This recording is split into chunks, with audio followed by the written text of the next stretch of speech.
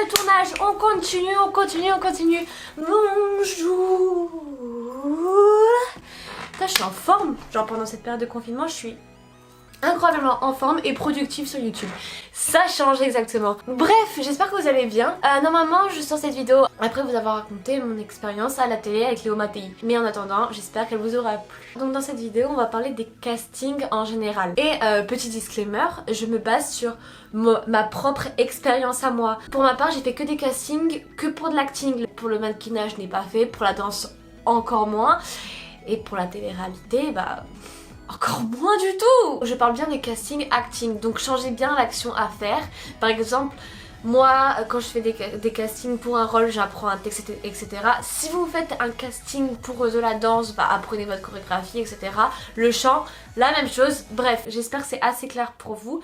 Et voilà, que la vidéo commence. Première chose, où est-ce qu'on peut trouver des annonces de casting? Principalement, je les trouve toutes sur internet, sur Facebook principalement.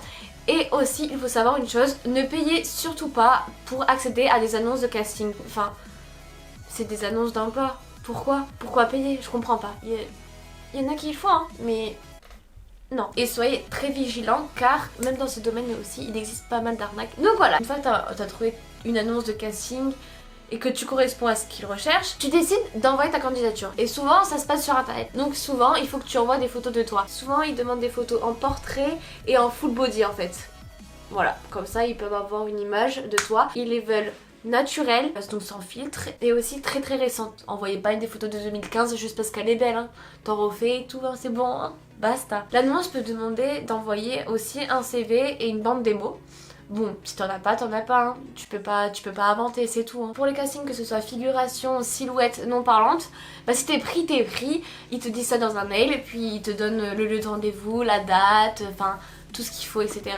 Et puis après, voilà, tu vas, genre, hop là, tu te rends sur le lieu de rendez-vous, et tu te trompes pas de jour et d'heure. Après, je pense que tout peut dépendre. Il y en a autant pour ça, ils demandent vraiment à voir la personne en vrai. Du coup, pour eux, t'as besoin d'avoir le passage face caméra et faire des essais. Justement, en parlant des essais, si tu candidates pour un rôle ou quelque chose qui parle, mais en fait, t'as été présélectionné. Après, il faut que t'ailles faire des essais devant ta caméra. Tu dois apprendre peut-être un texte, etc. Mais des fois, ils peuvent te demander de faire de l'improvisation. Alors, ne panique pas. Ne panique pas. Faut que tu ailles à un endroit avec la directrice de casting, tu fais tes essais qui après seront envoyés à l'équipe, au réalisateur pour choisir lequel il préfère. Puis si t'es pris, tu reçois un appel et t'es content et tu fonces. C'est tout. En plus t'as la petite...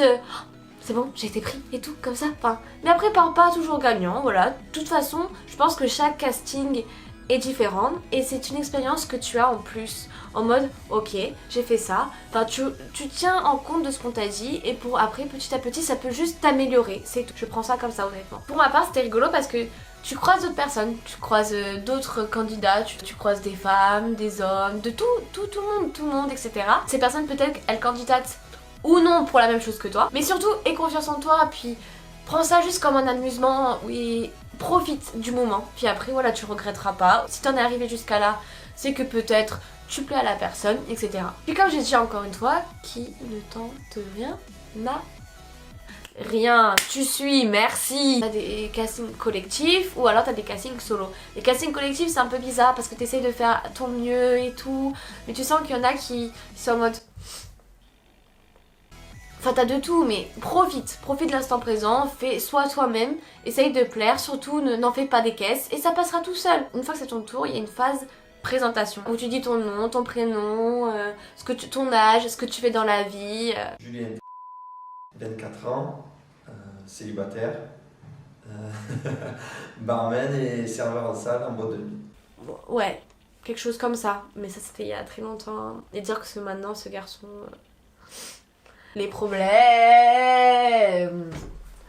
Bref, c'est pas le sujet. Oulala, je m'égare. Que ce soit apprendre un texte ou improvisation, je suis tombée que sur des personnes ultra gentilles, ultra bienveillantes avec moi et qui te mettent à l'aise surtout. Et c'est vraiment le principal parce que je pense que ils savent, ceux qui ont l'habitude et ceux qui n'ont pas l'habitude, ils sont compréhensifs, etc. Ils te mettent à l'aise. Après que t'as fait ta meilleure prestation, que tout s'est bien passé, que t'es allé sur le lieu ou pas, vient le moment le moins agréable, et c'est-à-dire l'attente en fait. Souvent, Quand c'est négatif, t'as pas de réponse, donc t'abandonnes et tout. Mais des fois tu peux en avoir en mode oui, suite à ça, désolé, nous ne vous retenons pas, etc. Bon, ça fait un peu mal sur le coup, mais au contraire, ça peut te donner plus de motivation pour réussir et surtout ne pas abandonner. Moi, je me suis pris des noms, hein, mais je continue, hein. C'est clairement pas ça qui va me décourager, au contraire. Quand t'aimes quelque chose vraiment, pourquoi te décourager ? Fais ça pour toi en premier, puis c'est pas grave, tu te manges des noms, c'est pas grave, il y a peut-être quelqu'un d'autre qui voudra de toi et qui voudra te donner cette chance. Même que ce soit négatif ou positif, les réponses mettent du temps à arriver. Je vous ai dit, l'appel, j'avais complètement oublié pour Néo Matéia. Et surtout, avant de vouloir faire ça comme un métier à plein temps, il faut voir ça comme un hobby. C'est un domaine où les places sont très chères, mais aussi il faut jamais lâcher quoi. Tu peux quand même avoir un petit travail à côté et faire de la figuration, etc.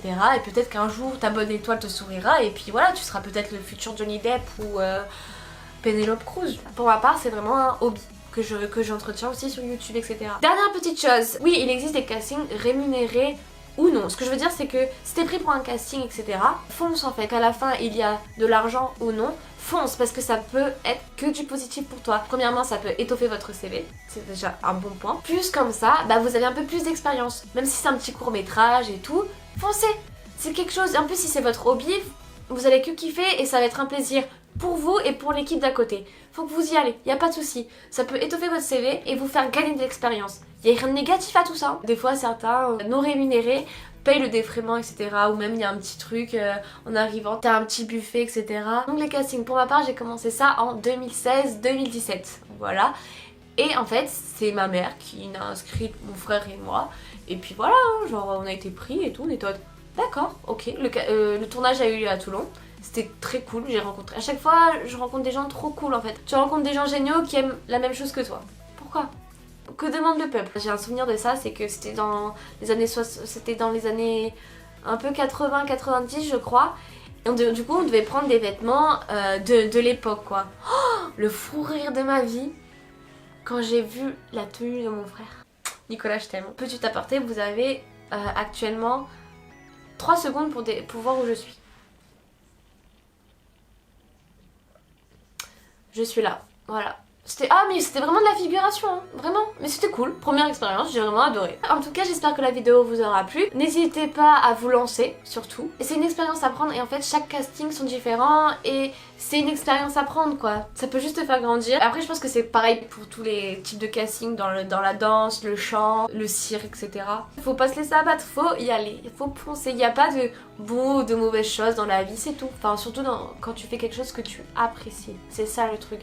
Faut faire quelque chose que tu apprécies et pour après partager ce hobby. Enfin, ça se voit. C'est agréable pour toute dernière chose. Il faut surtout persévérer et adorer ce qu'on fait, c'est tout. Encore une fois, j'espère que la vidéo vous aura plu. N'hésitez pas à lâcher un petit pouce bleu, vous abonner, tout, la partager. Et je viens de me craquer le doigt. Si vous aussi, par exemple, toi qui passes par là, tu as de l'expérience dans les castings, dans n'importe quel domaine, raconte-moi comment ça s'est passé dans les commentaires. N'hésite pas, moi je lis tous les commentaires quoi qu'il arrive. Puis encore une fois, si quelqu'un passe par là et a encore besoin de moi pour faire un casting, voilà, je suis là encore. Je suis toujours au rendez-vous, hein. Toujours. Voilà, je suis là. Bye, hein, ciao, allez, hasta la vista.